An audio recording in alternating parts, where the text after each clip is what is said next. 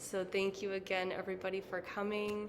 And our speaker here and our lead for our retreat is Ali Smith from the Holistic Life Foundation. So Ali, welcome. Can we give him a round of applause for being here? We are just so grateful. So thank you so much, and we're looking forward to it. Thank you all for having me. Happy Sunday. I'm gonna start. So I'm gonna lead the first part of this. My brother Ottman will jump on to lead the second half. I'll go till about 11:50, and then you all get a 10-minute break, and then he'll jump on at noon for some practices. I'm gonna start with a practice, and then jump into what we're gonna be, just the Holistic Life Foundation, how we got started, what we do, and what has made our programs most successful. So let's start off with a silent reflection or breath meditation. You can all get into a comfortable meditative position, whatever that is for you. If you're sitting up, make sure your back, neck, and head are aligned. Your shoulders aren't hunched. You can kind of roll them back. Make sure your jaw's nice and relaxed. You're not holding on to any tension. If you want to lie down and you're somewhere where you can, please feel free to.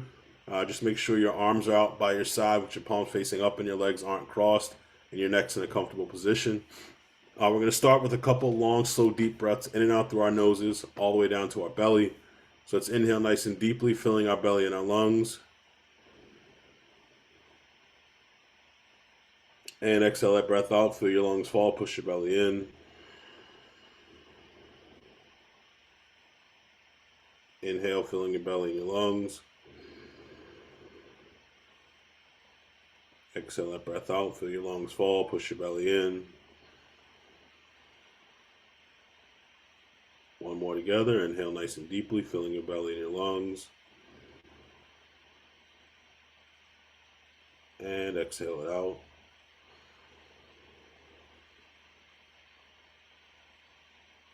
Now continue breathing on your own at a nice, comfortable, relaxed pace. Something you don't have to put any thought or any effort into whatsoever. Just let your body naturally breathe.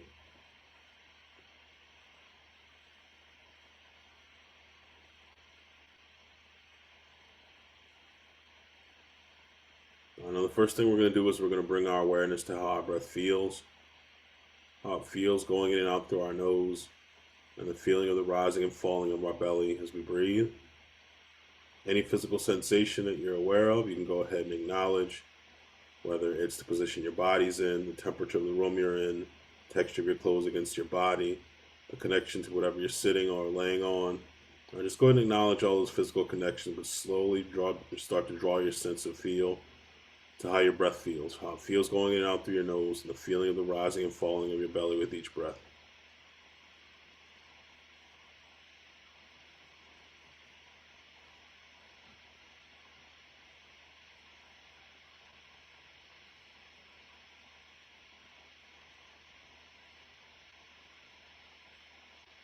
If you do happen to get distracted by a physical sensation, just acknowledge what it is and gently bring your awareness back to feeling the breath, feeling it going in and out through your nose, and the feeling of the rising and falling of your belly with every inhale and every exhale.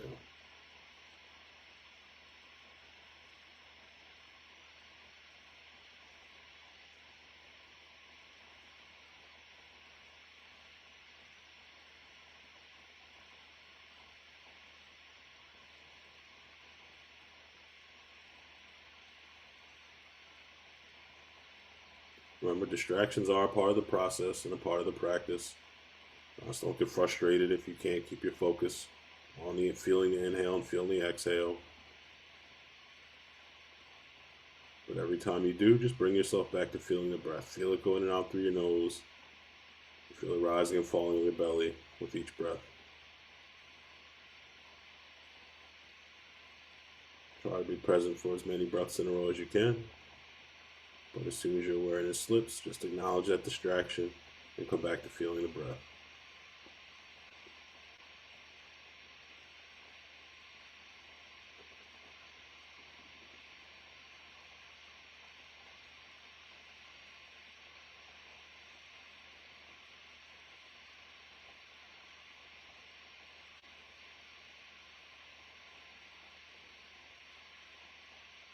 Now, along with paying attention to how the breath feels, we're also going to pay attention to how it sounds. So no matter how soft or loud your breath is, try to hold your awareness there. Once you connect to it, you notice the sound of the inhale and the sound of the exhale are a little bit different. But hold your awareness on feeling and hearing the breath. Feel it going in and out through your nose. Feel the rising and falling of your belly. Hear the sound of the inhale. Hear the sound of the exhale. And hold your awareness right there.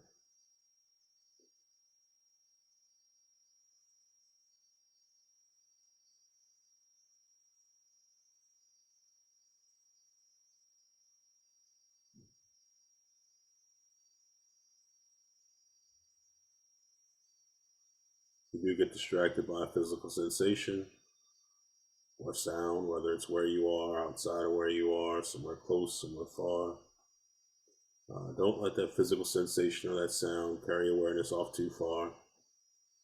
Once you're aware of it, just acknowledge the distraction, bring your awareness back to feeling and hearing the breath. Feel it going in and out through your nose, feel the rising and falling of your belly.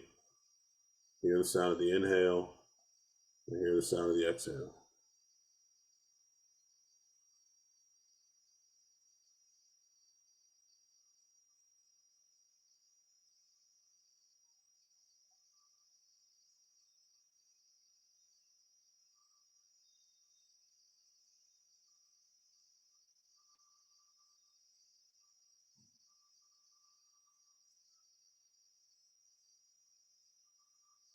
Now, along with feeling and hearing the breath, we're also going to center our minds on the breath.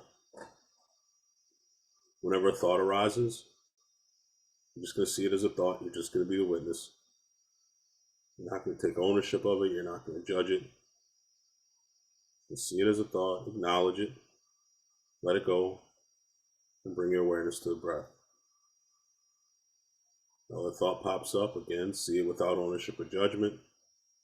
Acknowledge it, let it pass, and bring your mind to the breath. Just keep recentering your mind on the breath. All of our awareness is going to be on feeling, hearing, and centering our mind on the breath. Feel the breath going out through our nose, feel the rising and falling of our belly, hear the sound of the inhale, hear the sound of the exhale, and every time a thought arises, we let it go and center our mind on the breath. Let everything else go. Just be one with your breath, present with every inhale, present with every exhale. And every time a distraction arises, whether it's a physical sensation, a sound, or a thought, just acknowledge it and gently bring your awareness back to the breath. Feel it, hear it, and center your mind on it.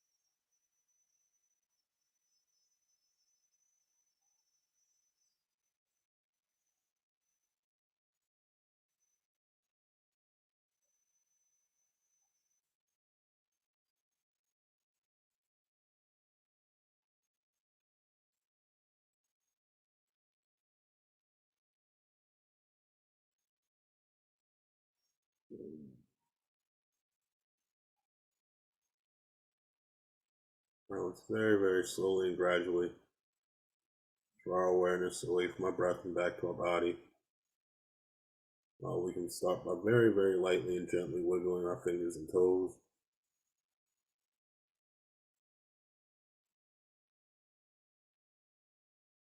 Go ahead and roll our wrists and roll our ankles a little bit.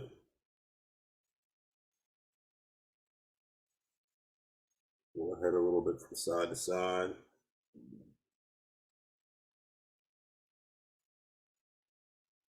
And then whenever we're ready, we can go ahead and slowly open up our eyes.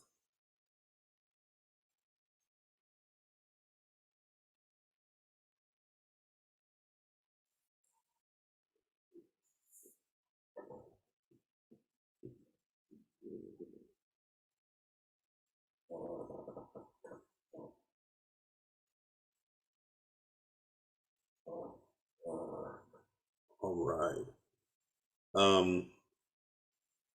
Again, I don't know how much of a meditation practice you all have, but I think just being aware that distractions are a part of the meditation process is something that helped me with my meditation practice. I know going in, I wanted to be a certain way every single time, and I was comparing meditations to each other. But every time you meditate, it's perfect, and you get exactly what you need out of it. So just the fact that you're actually doing it, you're getting better. Some are going to be a little easier to be present than others. Some are going to be more difficult. A lot of times, I know for me, it has to do with what's going on in my life.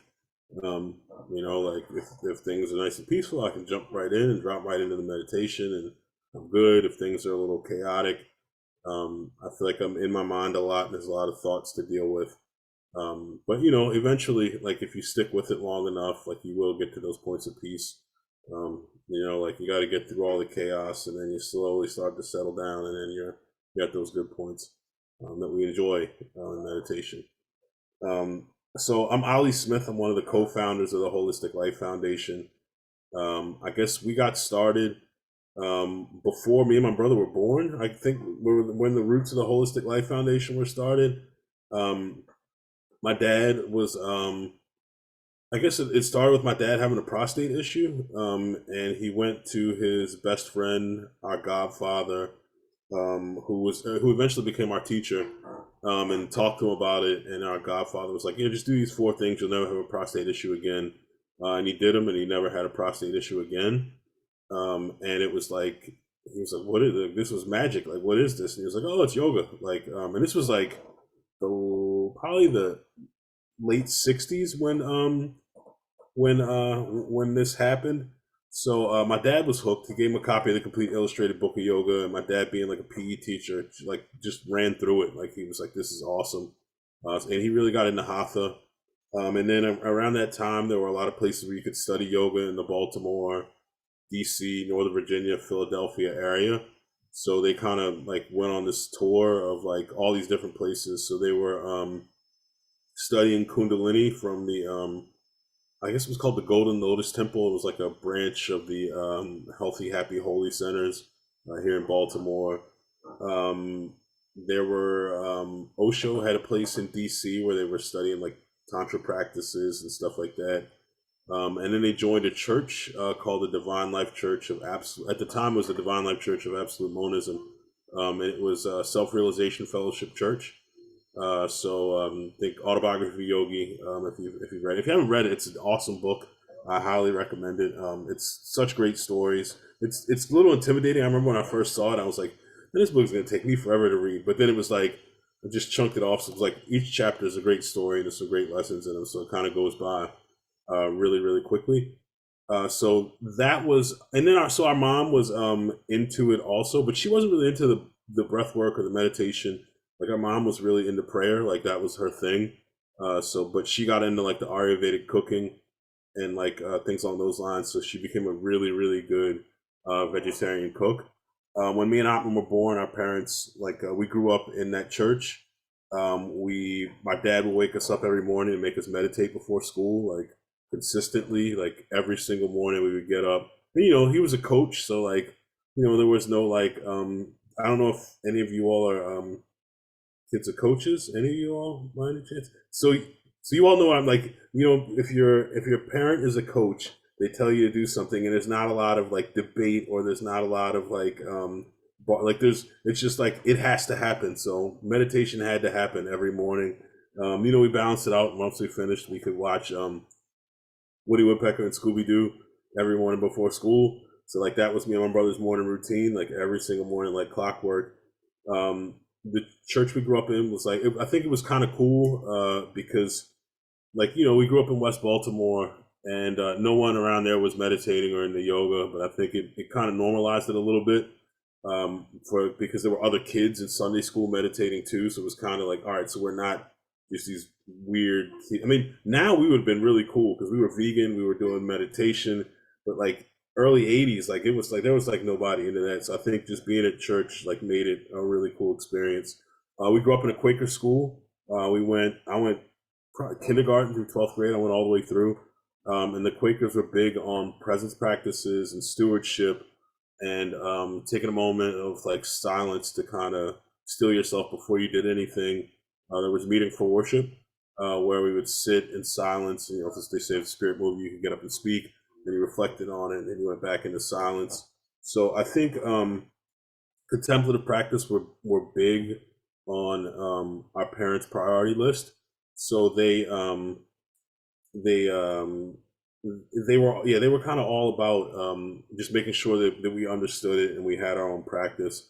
I think after they got divorced when I was in like the third grade or so, probably third grade, fourth grade, somewhere around there, and our meditation practice went out the window because like it's a little easier when you have two parents in a household and like somebody can be working on one thing and somebody can be working on another thing, but then with like both of them trying to manage a household is like some things kind of slipped. Like we vegetarian shopping, like there was no Whole Foods or Trader Joe's back then, so it was like a lot more difficult to find things. So like it's like shopping at the regular grocery store and started eating meat and no meditation. And fast forward, my brother and I went to the University of Maryland College Park, and that was when we met the other co-founder of the Holistic Life Foundation, Andy Gonzalez, and like just hanging out, like bars. Definitely Fear the Turtle. Are you a Terp?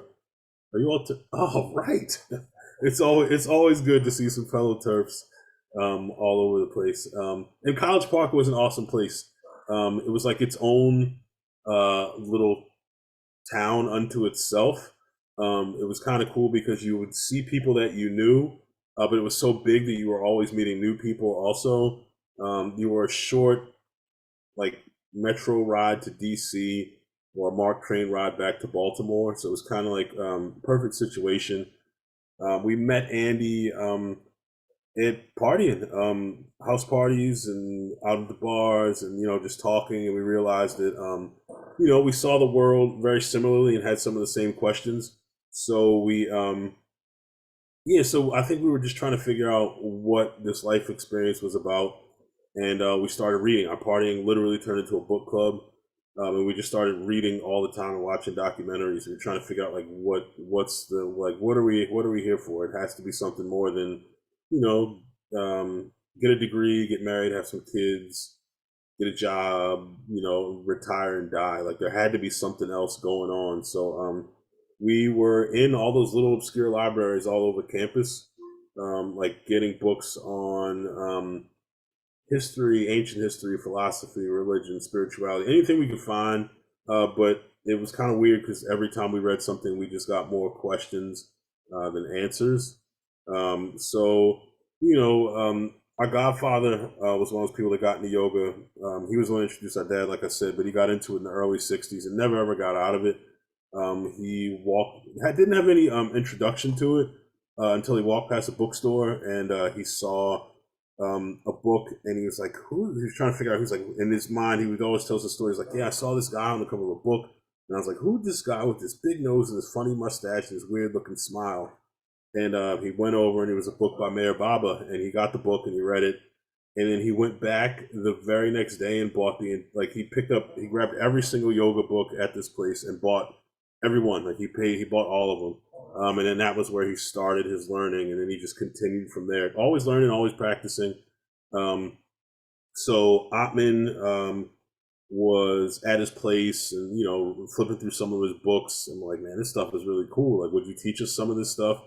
And he was like, yeah, I'll teach you guys, because he'd been looking for someone to teach for a while. And he was like, well, just two things you guys have to agree to. One, you guys have to agree to teach as many people as possible, because if I'm going to teach you, I don't want you to just be like students. I want you guys to go be teachers. and two, you guys have to show up at my house at 4 in the morning tomorrow morning. And we did. We were there early. It was still dark outside. We were knocking on the door. We were in his backyard. And I remember getting eaten alive by the mosquitoes in his backyard, but still trying to focus and practice. And then we shifted to, there's a reservoir, Lake Montebello here in Baltimore, where we shifted to, and we practiced there. And I started our practice with getting really deep into the practice. It's kind of like starting over, because we grew up, we were meditating, but we weren't really into any breath work. We weren't into any of the physical practices, and I'd totally forgotten about my meditation practice by then. So it's kind of like start with a clean slate. Um, so we started learning from him. We got deep into our practice. We moved back into the neighborhood we grew up in West Baltimore, and the shell of itself had been decimated by crack in the criminal justice system, and it was kind of depressing. But like that was where we were. That was where we were practicing, and our friends would come by and see us, and they'd be like, "Why are you guys so happy and peaceful? Like, you guys live in one of the most dangerous neighborhoods in the country. Like, you guys are dead broke," because we were trying to start a nonprofit and figure out like what we were gonna like. Our dad told us, "Don't go get jobs." Like, he literally told us, "Don't go get jobs," because a lot of his friends were getting fired and downsized and didn't have control over like what they were doing at work. And he was like, "If you guys start a business, I'll support you guys, but you guys got to give it your all." So we started a nonprofit, um, and so we were broke at that point because we weren't really sure how to run a nonprofit. We just knew that that's how you got grants, and grants were how you did community work. At least in our minds, that's what we thought. So when our friends would ask us, like, "You guys are broke, you guys are living here, like, why are you guys so happy and like peaceful?" We were like, "Well, you should be looking in the mirror and asking yourself why you're so miserable. Like, you don't live here, you have a nice job, and you are a miserable human being." So we decided we were going to start teaching, and but we had no idea where. We were actually planning to teach adults, but nothing popped up. Our mom was facilitating a social emotional learning program um, called Paths, promoting alternative thinking strategies at an elementary school, and the principal was like, "What are those guys doing? Like, what are they up to? Like, would they be willing to do something at the school?" And my mom was like, "Just ask them." So she pulled me up and she was like, "Would you guys like to coach football? I got these kids that are just like terrorizing the school. Would you guys like to coach football?" And I was like, "Well, can we think about it? And I'll get back to you on Monday." And went back to her on Monday. I was like, "Well, can we do an after school yoga program?" And she was like, "If you guys are going to work with these kids, I don't care what you do. Just go ahead and take them." And she gave us our first opportunity. They put us in the basement in the back of the school, like in the music room, and it was pretty scary because we had never worked with kids before. Like, we were deep in our practice, but we had never ever worked with kids, and it was like they got over on us. Like, they knew we had never worked on kids. Kids will like they'll sniff it out. Like, kids are very very perceptive. Like, I remember first day we came in there, like they saw the mats on the ground because we didn't have yoga mats. We had like those Velcro mats that you stick together, and they were like, "Oh, it's wrestling, it's WrestleMania," and they were like jumping off the piano and like elbow dropping people. So like that was going on. I remember like 2 days, 3 days. It was just wasn't very like it couldn't have. I don't think it was even a week into the program. These two kids are like getting into a wrestling match. Like, they were really like fighting with each other, and then we broke them up. So they're looking at each other, and one goes, "Can I go to the bathroom?" I'm like, "All right, go to the bathroom." And then like a couple seconds later, I was like, "Well, can I go to the bathroom too?" We're like, "Yeah, go ahead to the bathroom." And we're not thinking like they're gonna go out there and fight in the hall. So we hear like screaming and punching and yelling in the hall. We go out there and we're breaking these kids up, and like we're pulling them apart, and one kid bites the other one in the forehead, and like he won't let go, so he's like stretching the skin on this kid's forehead, and there's like teeth marks in his blood, and we're like, "Well, I guess this is the end of the after school program. Like, this is done." And we went, and we were like all scared. We went and talked to the kid's mom, and the kid's mom were like, "Well," his mom was like, "Well, he's a jerk. He probably deserved it." And we were like, "Whoa, like, we're actually going to be able to continue." So, we kept on going with that group of kids, and we started to notice some changes. Like, things, it went from out of those 15 kids, maybe like 12 we were picking up from detention every day, to like 7 to maybe like 5 to none, and then like getting extra more kids from the school into the program. And like I said, we were in the basement of the school, so nobody really knew what we were doing. But as we were leaving the school or coming into the school, the teachers, the parents, the principal, the vice principal, the people in the office were all like, "We don't know what you guys are doing in the basement, but whatever you're doing, keep doing because it's working." So we're like, okay, well, so I guess we got something. So we kept going. We went to the end of the school year, and we really bonded with that group of kids. We wanted to stay with them, but they were going to middle schools all over the city. So it was we had to try to figure out how we could stick with them, and it was pretty difficult. Like I remember we went to a bunch of different places, and no one was really wanting us to bring people in. We didn't have the budget to like buy a place or rent a place, and then a good friend like saw what we were doing and was really supportive and got us passes to the Druid Hill YMCA in West Baltimore, and it was like. It was like magic. It was like okay, so but it was crazy because it was like we had 3 cars and we drive all around the city and pick these kids up, and it was literally like clown cars. We'd have like 10 kids in our car. Life was so much easier back then because, like, you know what I mean. Like with those few people, like we could kind of do what we wanted. It'd be like a nice day, and we could be like, "Hey, you guys just want to go to the park?" So we go to the park and do some yoga and run around in the woods and like expose them to like, we'd be identifying trees and plants and birds and cool stuff like that. But yeah, we would like. I remember getting pulled over by the police and like we got like kids like piled into the car like this tiny Toyota Corolla, and we were like yeah, we're taking these kids to YMCA to do a program, and the kids were like, yeah, we do yoga, officer, and started talking to him about like breathing and stuff, and the police officer's like, this is amazing, but I don't even know what to say, just go. And so we went, and things went great with that group. We started figuring out exactly what an after school program was supposed to look like, as far as enrichment activities and helping them with homework and things along those lines, connecting with the schools. And then by the time they were in ninth grade, they weren't interested in after school program anymore. So we were with them fifth, sixth, seventh, eighth, and then we didn't really have any kids to work with. But then so we were like sitting on our porch one day. We had this couch on our porch. Baltimore, it's like all row houses. So we had this couch that we used to hang out on.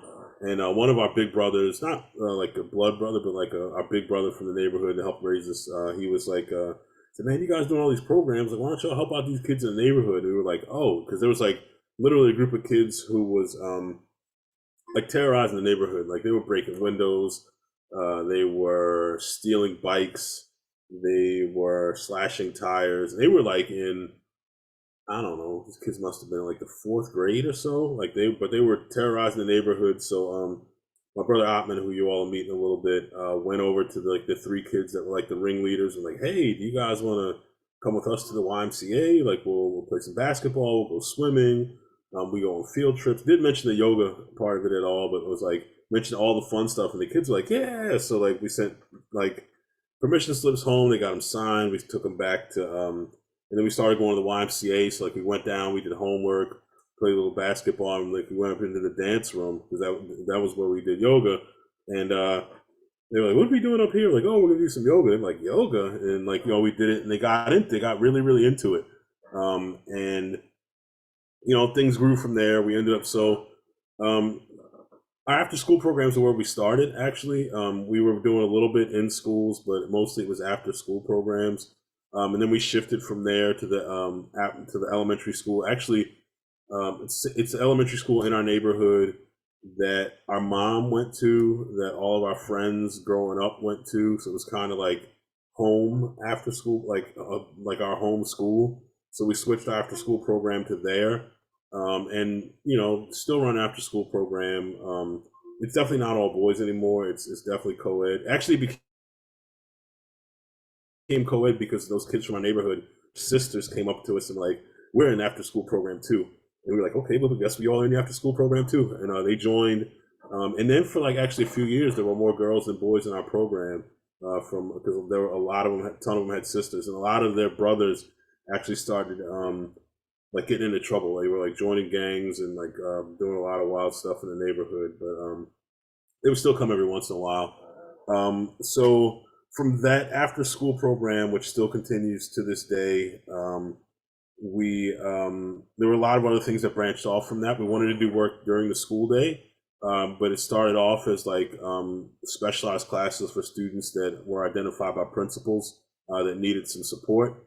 And we would go into school. We work with like 20 or 30 kids a few times a week. But we were like, wow, we need to be able to do more. Like we want to be able to reach the entire school, but we weren't sure how we were going to do that.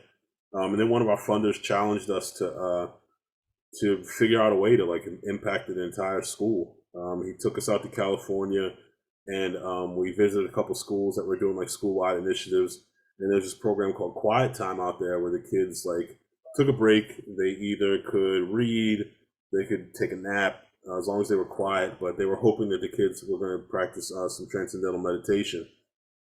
And we were like, okay, that's got some good points to it, but it's just once in the morning and once in the evening, and the kids once in the morning and once in the afternoon. They were like, the kids in Baltimore need a little support, more support than that, because they're like dealing with a lot. And so like I don't think like it would have an effect like 5 to 7 minutes in the morning, 5 to 7 minutes in the afternoon, but we need something more sustainable. And actually, Ottman had the idea, was like, well, why don't we have a room in the school where the kids can go? And then we started thinking about that, and we decided to turn it into like a little oasis in the school where it was like salt crystals, not those nasty white light, but like lamps in the room, and plants and waterfalls and inspirational posters and like zafus, and just try to like even like aroma, like the Himalayan salt crystals, and like there were like essential oils. There was like aromatherapy in the room, and it became like an oasis in the school. And then we piloted it at Patterson High School in South Baltimore, which was known for, at the time before we got there, it was kind of known for like riots and fights. Like there was like I don't even know if World Star Hip Hop is a thing, but like it was like big back then. Like people, it was, I feel like it was just like fights were always being posted on there. But there was like a bunch of fights and a bunch of and like the riot that was in the cafeteria that was posted on there. And we come in, and we come in with this mindful moment program. Might have seen it, like that. There's the whole video that pops up every once in a while, like Upworthy or something like that, about turning attention to meditation, and that mindful moment program. So the way it works is we start the day and end the day with like a practice. There's breath work, there's a little chair-based movement, and there's a meditation on both practices. But there's also that room where kids can go when they're in crisis. So a lot of different reasons, but they go to the room. They have like 15 minutes. They get a little pass, and then there's a form that they get filled out by the teacher and the administrator for why they're there. Then they come to the room, and we have staff there full time, like throughout the entire school day, where it's like they come in. Our staff just listens. Like our class aren't definitely needed for teachers. I'm 100% with you. So we actually, well, I'll finish that. But we did actually, it did start to work with the teachers too. So the kids would come in the room, and the first thing we would just listen, because we're not counselors, so we don't do that. We're just active listening, mirroring, let the kids be heard. And it was amazing what it did for the kids, just to be listened to and know someone was like present and there for them and just all ears. And we realized that they could just open them up, like they were willing to share, they were willing to practice. And then we realized that kids clearly weren't being heard, because like maybe 95% of the time, what was written on the document for the reason they were in the room by the teacher or administrator wasn't what they were telling us. The reason was they were in the room. So they were getting frustrated by that. Like, they're not listening. So it was like, get into balance, do some breath work. Usually it's breath work, a couple mindfulness practices and meditation. Very rarely is there any physical yoga. In the elementary schools, maybe we do that. It was working wonders. Like the referral rates to the rooms were really, really high at the beginning of the school year. Like, it would be nothing for our staff to see like 75 kids in a day come into the room. But then by the end of the year, those numbers were way, way, way down, because the kids were learning to self-regulate. They knew what like center was, and they knew when they were drifting away from it. And the way we teach, we use a reciprocal teaching model. We teach the kids to own the practice and be able to lead them also. So it was like they would be sitting in class, and they'd be like, well, actually, I don't need to go to the mindful moment room. Like, I feel myself getting angry or stressed or not being able to focus. So I'm going to do this practice. And it allowed us to do more things with our staff in the rooms. Like, they were able to push in into classrooms and do like breath breaks. So, like, during points where there might be a lot of chaos, like transition periods were oftentimes where we would go, like after lunch, after gym, after recess, or something wild had happened at the school. Also, test taking period, like standardized tests, was a huge time. We actually started a mindful ambassador program where we get like, ideally we were trying to get 10% of the school population. It never really worked to 10%, but we get as many kids as we could who would like dive a little deeper, and they would actually learn to lead the practices. And so like standardized testing time, they would go and lead the practices all over the place. And actually, there was a school that we set up a program at in Louisville, Kentucky, where they actually taught. We worked with the mindful ambassadors and the person that was the mindful moment room staff person. Like, did a survey of the kids to just see how stressed out they were before standardized testing, and they were all very stressed out. They all learned this breath called the stress breath that I'm going to probably do with you all, and then um, they took a survey after their I think they were taking the not the SATs. What's the other one that's not the SATs? The I can't think of the name of it.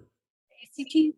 ACTs, that's it. Thank you so much. So they were taking the ACTs, and they actually ended up getting the highest scores in school history. And when they asked the kids why, it was because they weren't so stressed out. They could actually just focus on taking the test. So Mindful Moment program is probably our most impactful and largest program. We do it in a bunch of schools in Baltimore. We do trainings for people to facilitate it all over the country. So it's a very good program. There's a lot to it. And then for the teachers, actually, we noticed the teachers didn't want to come to the room when the kids were there. It was like kind of awkward. So we set up time before school for the teachers that were there. We set up time after school, but the teachers weren't really interested in staying longer than they needed to be. So then we started doing where we would do push-ins. We would set up time for teachers during their planning periods. So like if they had a planning period and they were working on something, like, hey, well, just give us 5 minutes of your time to do a practice, and it worked really, really well. And a lot of the teachers were taking us up on it. Besides our Mindful Moment program, we do a lot of trainings, professional developments. We started getting into workforce development because we noticed we had to start turning down contracts because it was at that point just me, Oppen, and Andy trying to do everything programmatically, administratively, and there was just only so many hours in the day. The way so we were running our after school program mostly. We were also going to other after school programs to facilitate programs. Like, we were in enrichment activities, so we might come in and do like a 45-minute, hour-long breathwork, meditation, mindfulness yoga class, and we would take one of the students with us. So like two of us at the school, and one of us would grab a kid, take them to the school, get them some. They always wanted Burger King, so we stopped and get a Burger King on the way back to school, and they would like stroll in the school with their Burger King bag, like all proud, like, oh, I went and taught yoga, and now I got a Whopper. So they were all excited about that, and but then it started to become overwhelming. You had to start turning down contracts. There were a lot of people that wanted yoga programs in the after school program during the school day. So we were trying to figure out what we were going to do. And then we realized that those kids that we had been taking to these programs for all these years were young adults now. They were like in their early 20s, and most of them weren't really doing anything. They were working odd jobs. And we were like, well, we'll train them to be our staff. And it worked out real. Actually, it was a terrible failure at first. Actually, they had a deep practice, and they were awesome. Like at doing the practice, they were awesome teaching the kids. But we didn't think about all the other stuff you have to do to run an after-school program. And I remember we went to Atlanta because our first student was graduating from college. He went to Emory. He was graduating. Like, we were all proud of him. And we went. So we left, and we left the three people that we had trained. Actually, it's four of them to run the after-school program. And I remember we were at lunch with him and his family, and I got like 8 phone calls from the school. And I was like, I need to probably answer this, but it was only like and this was like at like school ended at like 2:30. So all these calls were from like 2:35 to like 2:45, and they just kept calling and calling. I was like, I probably need to answer. So I go and I'm like, hey, and it's the principal of school. She's like, Ali, no, this is not going to work. Like, send a letter to the parents, tell them that the program is shut down for the week, and you guys can deal with this. So it was like we didn't realize that there was a lot more to it than just teaching the kids yoga, which made our workforce development program that much stronger because we realized that what it took for us to expand, it meant that we had to go into the office a lot more. Actually, we don't really get to teach in Baltimore other than like large professional developments for schools or the district. Other than that, it's our staff that are teaching, and like every summer we get a cohort and we train them up. We teach them about like youth development, leadership development, managing a class, interactions with parents, teachers, administrators, professionalism, things along those lines. So we're actually putting out really good quality employees. And I think the thing that is the most important is then developing their own practice. I think our teachers are really good because they're authentic and they have their own practice and they can embody it. So it's not like they're actually, reading a curriculum or memorizing a script. They're like going in and they're heartfully listening to the kids, and they're able to kind of pull from their toolbox and give the kids practices that are going to help them in whatever situation they're struggling with. Um, so workforce development, we have a satellite program up in Akwesasne. It's a Mohawk reservation that straddles the New York-Canada border, like way, way, way, way, way far north. Like me and my brother fly into Albany and drive up, and it's still like a 4-hour drive from Albany to this place. So it's like really far up there. We were going up there and doing work for a while, and they wanted something more sustainable. We wanted something more sustainable. So like, well, what about a satellite program? So, and the Chiefs were totally on board, and they totally support us. And so we found a program director from the reservation. We trained young people from the reservation to be able to facilitate the programs, and which is good because our theory has always been the best solutions are homegrown solutions. So we just went up there and trained people to be able to facilitate the programs. HLF provides the infrastructure support so that they can just focus on teaching, and it's been awesome. The programs have grown every single year. We've had to do a workforce development program every single year to train more staff, and things just keep growing. I think it's cool to hear them. Like I remember the best solutions are homegrown thing, like kind of really hitting home when they were really hearing like certain practices that we do.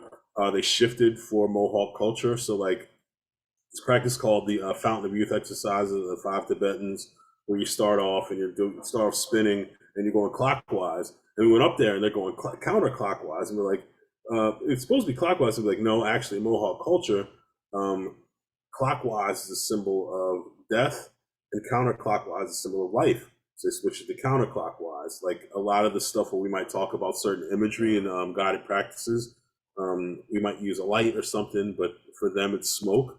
So it's like just little tweaks that they were making that made the programs that much more impactful. So that's a big one. We have Bridging Academics in the Mind, which is an online teaching tool with animations of me, Ottman, and Andy teaching all these practices. Just because we didn't want to add more to teachers' plates by saying, hey, learn this and teach it to your kids. But if they have animations of us teaching and a playbook of like, hey, use these practices for transition time, use these for when your class has too much energy, use these when your class has low energy, like it made life a lot easier and the practice could be taught with high fidelity. I think some of the most important parts about HLF are, and then I'll let you all get your break because I know I'm going to be on at 12, but I think reciprocal teaching, like I mentioned, is the biggest thing that we do. The kids are taking the practices home and out into the community, and it's making a big impact. Like if we went to a school and worked with 200 kids, that's cool. But if we can work with those 200 kids and turn them into teachers, like the ripple effects are huge. And the kids take ownership of the practice and they use it a lot more when they understand it and they're able to teach it. I think really realizing that most of the behavior problems that we were seeing weren't behavior problems, they were trauma issues. So it was like I remember when we first started, like, man, there's a lot of bad kids. Like these kids are just like, their behavior sucks. Like, but then it was like, oh, like this is what's going on in their home. Like, cause I mean, like figure like 2002, like people weren't. I mean, at least I wasn't hearing about trauma at all. So it was like we were like, oh well, this kid just has something crazy going on at home. So then like we need to like treat things in a certain way. So I think the way that we teach is very responsive to trauma and trauma healing. I think like the practice is meant to be that way, but it has to be taught in the proper way. Like that breath meditation that I did, if we were working with kids, there wouldn't have been any space. I would have been talking the entire time because those empty moments, like that trauma can start to come up. I remember working with someone that said they were teaching meditation, and there were a bunch of kids in the room crying, and they were all disturbed. And I was like, "Well, what were you doing?" He was like, "Well, we just did a mindfulness meditation and just sat in silence for like 10 minutes." And I was like, "Well, that's what it is right there. Like like all that stuff just came up, and they didn't really know how to process. So like, we'll always use guided meditations. We always start with the physical practice. Like, we'll never just like jump into meditation with a group, whether it's chair based, whether it's mat based. Making the body a safe space is always number one. The breath work helps to slow the mind, so I think that's been a big thing. And I think just the number one. I remember we were interviewing Bessel van der Kolk for a podcast, and he was like, "Yeah, the thing that can do the best for healing trauma, you guys already do." And we're like, "What do you mean, like the physical practice? Are you talking about the breath? Like, what do you mean?" He's like, "No, it's the love. Like, love can heal any form of trauma, other than like blunt force brain trauma. Like, love can heal any form of trauma. So, like, that's the most important thing." And it was like something that we felt, but it was good to hear. You know, I mean, like Bessel, like if you're talking about trauma, like, like I don't feel like there's much more of an expert. So just to hear him say that was very validating. So it was like knowing that like embodying love and like treating the kids with love is probably the most important thing. And the very last thing that we noticed was that kids were totally disconnected to themselves, which made them only connected to their physical environment, which could be a very helpless and hopeless situations, like the few blocks that they're connected to. So I think the practice, one of the most beautiful things that we've seen is the kids connecting to themselves and just opening up their scope. It's like they connect to themselves and they're able to connect to the larger world around them, and they start to hope and dream and achieve on a much higher scale. And then they start to love themselves, which changes everything. Because I know in Baltimore, there's a huge problem with like violence, and it's a lot of places, but things are really rough in Baltimore in a lot of neighborhoods where it's like people are asking why kids have no value on human life, and it's like, well, if you don't have a value on your own life, you're not going to have value on the lives of people around you. So you see the kids start to connect and love themselves, and then it starts to ripple out, and they start to change their behavior with how they treat themselves and how they treat the people around them. So yeah, I think that's yeah, that's it. I just want to give you all an introduction. I saw the book in the link. Check out the book. The book's really awesome. I love the fact that we were able to talk to some of the people that were very, so like we were able to talk to our dad, talk to our mom, talk to people up at Aquasasne to get stories from like the kids that have come through our program, and talk to them and like have their stories in there as well. There's some practices in there that really work. There's some tips on showing up in communities, underserved communities to teach. Like there's some really cool stuff in there, and the forward's by Bessel, so there's some good information in there too. So yeah, thank you all for your time. Thank you. Let's give a round of applause. Thank you so much. Oh my gosh. No, Ali, you like really connected everything. Like even from this morning, I think what you shared, everybody can relate to, and you've inspired us. And even just seeing what's possible and the dedication and find the possibility and making things happen in the creative avenues, and when things don't go according to plan, how to continue to persevere and move through all of those different pieces. So thank you so much. And yes, we're putting all the different links in the chat, so everybody here, please feel free to check out the links. And Ali, is there anything else you want to share with us before we take our break and then move into the other part? Is there anything else that we need to hear today from you?